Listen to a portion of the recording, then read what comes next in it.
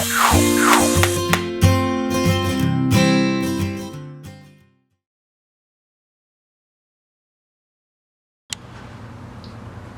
guys, how you doing? Brady here with the Random Woodworker. You guys kind of know that I have arthritis in the hands and fingers and stuff like that, so kind of came up with an idea. The other day I was driving down the road, I seen this guy with a sign that said, "We'll work for food." So I pulled over and talked to him for a bit, and he said he'd been working as a carpenter for almost 30 years. So I asked him, "Hey, you think you can come to my garage, help me part-time?"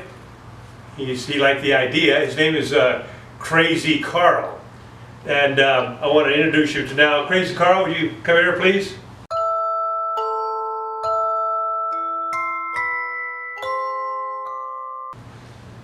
Yeah, he's a little shy. But what I'm going to do today is I'm going to be going over on how to operate a table saw correctly, on cross-cutting, and also on ripping wood, the safe way to do that.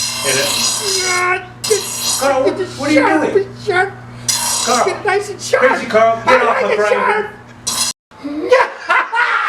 Ow! God, damn, that hurts. Carl, you bastard!